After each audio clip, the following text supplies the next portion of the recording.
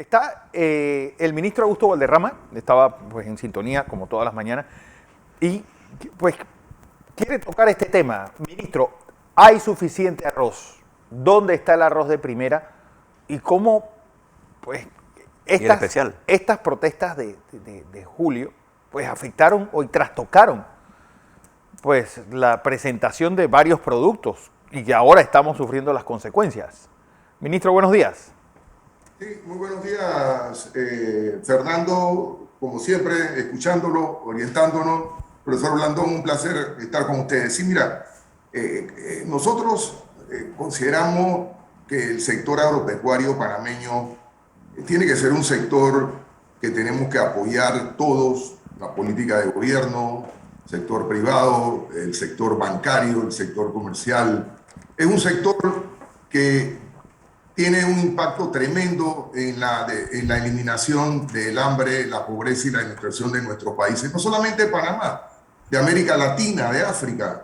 La pobreza del campo, la pobreza del hombre que tiene que abandonar su tierra de producción de alimentos. Alimento es vida, es paz, y tiene que abandonar para las grandes ciudades, y las grandes ciudades no pueden retenerlo y tiene que salir hacia Europa, cruzar el Atlántico, morir en ese intento. Igualmente, 1.700.000 latinoamericanos están cruzando todos los años hacia el norte porque no tienen esperanza de vida en sus países, en su área. El sector agropecuario para mí es fundamental y se lo he dicho a la Embajada de Estados Unidos, a todos los sectores que hemos podido hablar, a la Comunidad Europea, que los países grandes tienen que vernos diferente a nosotros, no pueden ser competidores de productos básicos que producen nuestros países pobres porque están atacando el agro y en las áreas de las grandes ciudades no hay las posibilidades de encadenamiento en el trabajo, en el empleo. Los costos son mucho más altos. Sí. Y el campo para mí es el futuro en los próximos 20, 30 años para el desarrollo. Si queremos una América Latina, un mundo en paz y en armonía y más equitativo. En ese caso, el gobierno del presidente Cortizo estableció una política antes del 1 de julio de defender los productos sensitivos, generar confianza en el productor, ir creando las condiciones para que haya inversión, mejoramiento. Nadie va a invertir en algo que pierde y hay inseguridad. Claro. Nosotros tenemos que garantizar la seguridad del hombre del campo que pueda invertir en tecnología, pero si cuando tú sales, tu producto no tiene cabida en el campo, ya tienes todos los costos financieros y tienes que rematarlo perdiendo, el año siguiente no cosechas y dejas tu tierra y te abandonas y te vienes para la capital. Entonces, estos 3 años han sido años importantes y yo sí considero algo, profesor y Fernando, es que la pandemia y ahora la crisis por la guerra de la invasión de Rusia a Ucrania y los problemas de tensiones geoestratégicas, geopolíticas en el mundo, va a exigir volver hacia atrás y ver la seguridad agroalimentaria y la soberanía agroalimentaria como condiciones de política estratégica y de seguridad nacional para nuestros pueblos y nuestros países. Pero, ministro, ¿hay suficiente arroz? Y, pues, ¿qué está pasando con el arroz de primera que incluso se está limitando su venta? Bueno, mira, hay una situación, y eso es lo que nosotros siempre hemos dicho, igualmente lo han manifestado ustedes, la regulación de precios en un país capitalista, donde el margen de ganancia es fundamental y donde el inversor no tiene la obligación de sembrar arroz, él puede sembrar yuca, ñame. Tú siempre vas a tratar de estar en uno de los sectores que tenga mejores márgenes, donde tú puedas. Es igual, tú vas a un banco y tratas de buscar, dependiente que haya la misma seguridad y estabilidad, porque no puedes irte por el más alto, pero tú vas a buscar tu sector más rentable. Y si yo tengo un producto congelado que no tengo rentabilidad o la rentabilidad es menor, yo voy a buscar otra fórmula y voy a producir otras cosas. En este caso del arroz está regulado el arroz de primera. Sí. Y el gobierno paga un subsidio. Lamentablemente son las políticas erradas del gobierno anterior que estamos pagando duramente en este sector, donde se trajo arroz a diestra y siniestra de Guyana, un sector que había sido en la época del general Torrijos, y el ingeniero lo sabe, fortalecido. Llegamos a ser autosuficiente Panamá en arroz, inclusive en algunos momentos llegamos a exportar pequeñas cantidades. Se destrampó, se desbarató, se destruyó, producto de, bueno, traer arroz más barato. Y entonces, ¿qué vas a hacer con los productores de arroz? Bueno, en este gobierno se han recuperado 16.000 hectáreas, hemos dado un subsidio. ¿Por qué? Porque ha venido la inflación. Y la inflación, nadie puede esconder los costos, alguien paga, nada es gratis. Entonces, si queremos, el gobierno anterior no solamente reguló productos, sino que en el caso del arroz lo bajó de 60 centavos la libra, que era el precio, a 40 centavos, y el gobierno subsidia con 7.50. Los productores recibían 24.50, ahora le pagamos 17. Ya hubo que aumentar 2 más, son 9, y ya hubo que aumentar 7 más y son 16. Yo tengo que pagar en subsidio este año 150 millones de dólares en arroz para mantener el arroz de primera congelado. Es que entonces, a mí hay algo que me llama la atención, ministro, porque ¿cómo es posible que el rendimiento por hectárea en Dominicana, que debe tener un clima parecido al nuestro, sea muchísimo mayor que el de Panamá? Es decir, ¿qué están haciendo nuestros productores? Porque obviamente ese subsidio al final lo que está haciendo es acomodando a todo el mundo para que voy a seguir produciendo lo mismo y haciéndolo de la misma forma. Primero, contestando la pregunta, hay arroz. Definitivamente nosotros hemos puesto orden en las cadenas agroalimentarias. En la cadena alimentaria los productores no tenían ni pito, ni flauta, ni tocaban. Aprobaban 500.000, traían 1,5 millones más. Se perdieron quintales de arroz en los puertos. Se quemó arroz. Ahí hay un poco de demandas penales todavía con el arroz. Todavía tenemos problemas con el arroz y estamos enseriando el caso del arroz. Arroz en la cadena es importante. Hay una matriz. Producción nacional, consumo nacional. ¿Cuál es el inventario? ¿Se importa o no se importa? En estos 3 años no ha faltado arroz. No. Y ahora con esta crisis nosotros estuvimos reunidos con la cadena y la cadena consideró que por cualquier emergencia se debería traer 600.000 quintales de arroz, que son los que llegaron ayer, atrasados casi 12 días, 13 días, producto de los problemas que hay en el mundo marítimo y en el transporte, y llegaron. Pero teníamos arroz con un consumo de 720.000 quintales, arroz húmedo y sucio, hasta el 1 de septiembre, iniciando la cosecha de este año en el 1 de agosto.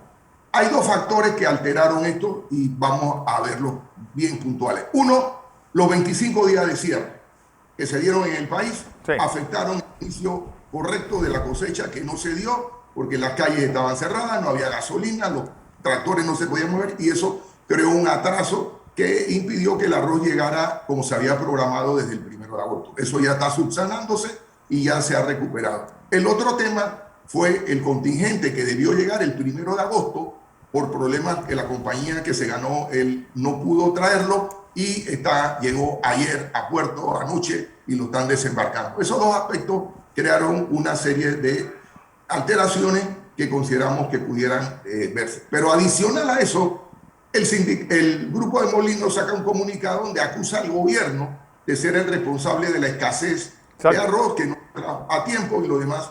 Y eso pudiera ser, pero no es responsabilidad nuestra, las 2 de retrasos que hubo. Pero está clarito que en los molinos y en varios entes económicos están transformando el arroz de primera especial y el de segunda a primera, y hay una escasez originada por esa irregularidad, que no hay arroz de primera, claro, porque el arroz de especial es mucho más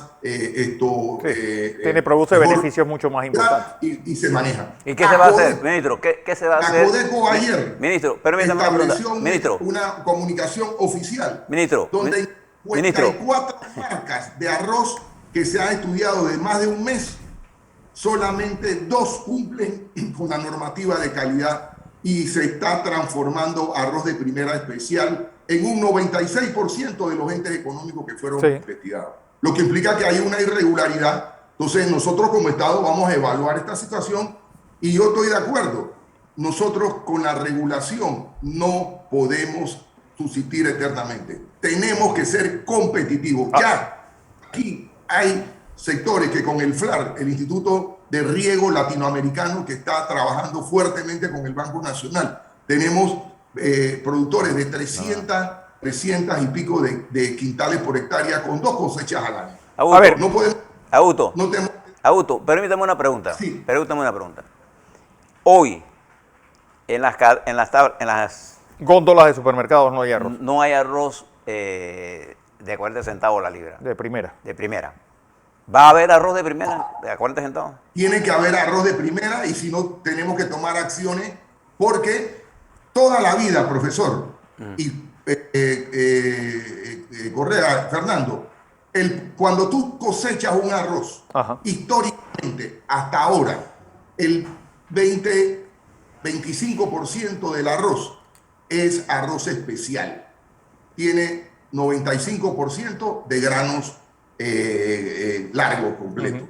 Y siempre el 70-75% es arroz especial. Entonces, no se justifica que ahora de repente, por arte de virtubiloque o de mandrake, desapareció el arroz de primera y pasa todo el arroz a ser especial. Eso es imposible y no se puede cumplir. Ok, ¿qué va a pasar, ministro? Porque usted acaba de decir, pues no lo dijo directamente, pero sí, pues sugirió de que hubo cierta manipulación por parte de uno de los integrantes de la cadena para hacer ese desabastecimiento y lo que usted dice científicamente ficticio, porque si el arroz tiene siempre esa proporción, ¿cómo es que nada más aparezca un tipo de arroz en las góndolas?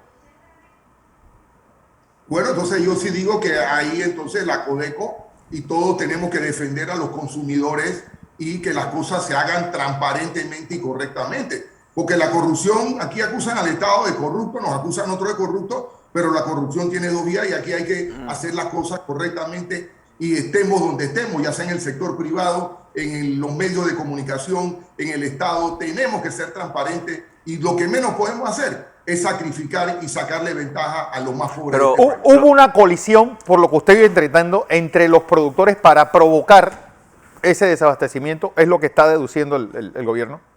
Bueno, lo que señala a Codeco, no, lo primero que sacaron un comunicado fue a ANAL.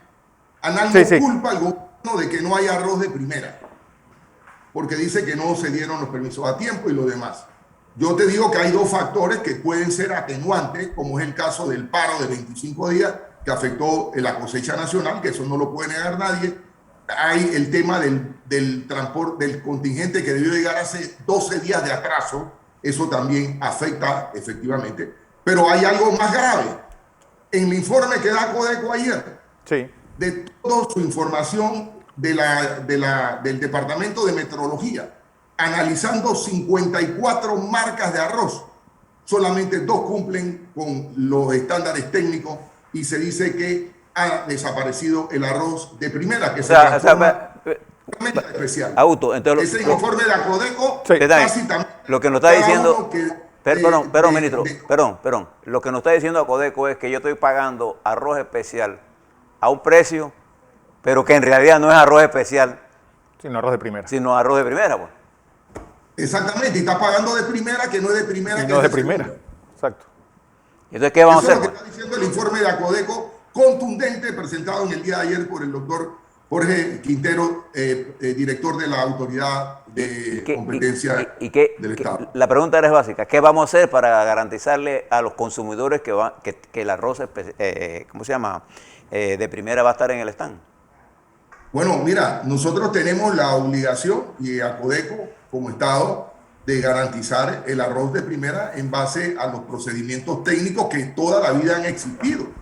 Y eso es una potestad que tenemos nosotros como gobierno y a través de la Codeco y tomar las decisiones que haya correspondientes. Pero nosotros no nos pueden decir ahora de buenas a primeras que por arte de magia desapareció el arroz de primera y no hay arroz de primera. La pregunta, ministro, es ¿qué tan rápido esos 600.000 quintales que llegaron anoche pueden ya convertirse en realidades que uno encuentre ya arroz en la góndola y no tenga ese desabastecimiento y esa restricción de compra que hay? Bueno, ese arroz se comenzó a bajar anoche, llega a los molinos, ya está saliendo arroz de inventario. Nosotros debemos tener en el mes de agosto más de 800.000 quintales cosechados, están saliendo y evaluaremos. Nosotros siempre hemos sido transparentes en estas decisiones.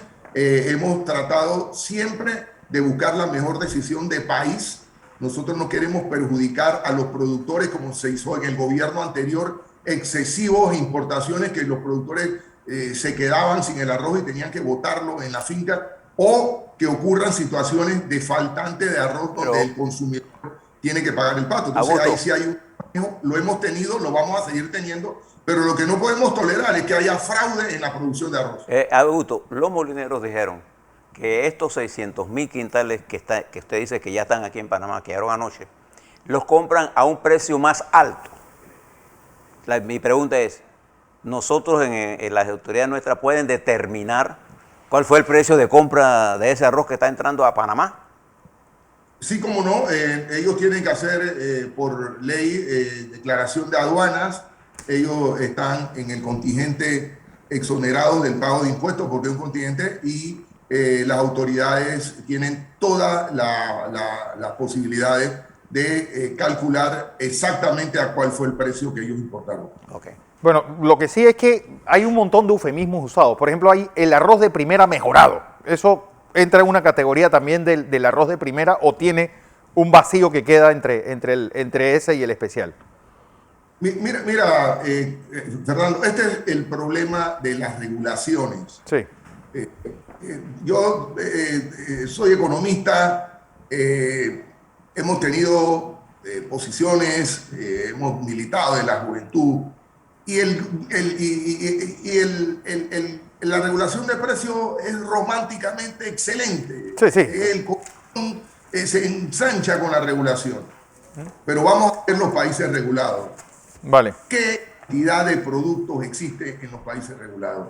Y menos cuando hay una inflación donde hay costos aumentados de hora para hora, de día para día, y yo te regulo tu precio, y cuando tú vas a vender, tu costo de producción está por arriba del precio regulado. ¿Qué vas a hacer como empresario? ¿Vender o cerrar? Entonces, ahí hay que tener algunas posibilidades. Están los márgenes de ganancia, están los márgenes, etc. Pero un mercado de libre competencia es difícil. Hay que llamar efectivamente a evitar problemas de márgenes excesivos, de especulaciones, y ahí tiene que ver la ley para no especular, tener precios promedio. El profesor Hernández planteaba algo importante. Yo estuve en Israel varios días y estuvimos analizando algunas cosas de precios. Ellos tuvieron un problema serio con el requesón. El requesón, desde la época bíblica, los israelitas comen requesón en todo, y las empresas productoras de requesón comenzaron a subir los precios. ¿Qué hicieron los israelitas? Se decidieron no comprar requesón y hicieron una campaña, y las empresas tuvieron que pedir disculpas, bajar los precios y poner los precios correspondientes, accesibles, y que ellos ganaran su justa ganancia, pero no precios excesivos. Entonces, nosotros como consumidores tenemos que ser más, y creo que también a Codeco hemos dicho, no puede ser que tú compres una lechuga a 50 centavos en Volcán y acá la estemos comprando a $2, $2.50.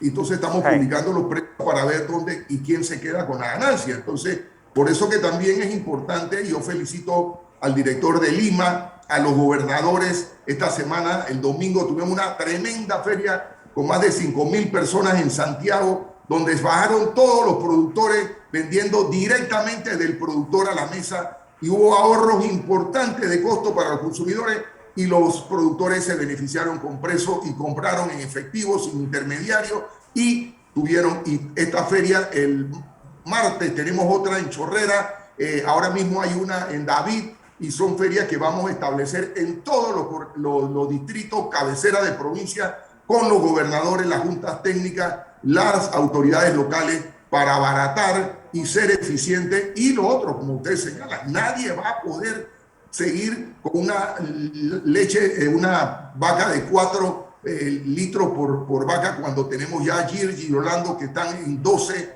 14, 16 litros, o arroz que estamos en 90, 70, 80 quintales por hectárea, cuando ya podemos ir a arriba de 300, 320 quintales por hectárea con 2 cosechas, y podemos subir cebolla. Ahora mismo estamos en 600, y ya en Guararé la señora Araceli Azcárraga tiene 1.200, 1.500 quintales por hectárea de cebolla con riego y fertirriego. Entonces ahí es donde está el futuro del la Ha habido, agricultura, agrotecnología pero y productividad y eficiencia. ha habido un aumento de la leche evaporada, por ejemplo, de un 40% en precio de venta al público. Es decir, ¿a qué se debió ese aumento tan exponencial que tuvo? Bueno, mira, hay varias cosas. A raíz de todos estos problemas, aumenta uno de los factores más importantes en toda El aceite, sí. producción Flete. más industrializado después de la revolución industrial, la electricidad. Entonces, los costos de electricidad automáticamente te elevan todos los demás costos, transporte, energía, refrigeración, que es uno de los más caros, etc. Y otro tema, el cierre de la mayoría de las líneas marítimas, el caso de China, donde hay productos que llegan con 3, 4, 5 meses de atraso. Ahora mismo tú vas a comprar un carro, hay piezas que no llegan hace 6 meses. Ha dado todo un desabastecimiento y especulación en los mercados y también la seguridad alimentaria. Mira lo que dijo el profesor. Hoy los molinos se quejan de que el arroz está más caro en los Estados Unidos que en Panamá, cuando hace un par de meses era todo lo contrario. Querían traer arroz importado porque era más barato que el panameño. Entonces, esto demuestra los cambios radicales que se están dando en el mundo de hoy y donde los responsables de la producción de alimentos tenemos que tomar decisiones enérgicas, rápidas y que garanticen la seguridad alimentaria de nuestros pueblos y nuestros países. Así es, don Augusto Valderrama, ministro de Desarrollo Agropecuario, gracias por esta intervención y sobre todo pues tranquilizar al país en un producto vital en la mesa del panameño como lo es el arroz, don José. Mira. Y la comida es la paz, tenemos que seguir produciendo y el consumidor tiene que ser paciente y tomar conciencia y pagar el sacrificio, el riesgo, el costo que hace nuestro hombre del campo por tenernos a tiempo esos alimentos en nuestra mesa. Gracias, profesor. Escuchándolo siempre. Bendiciones. Gracias.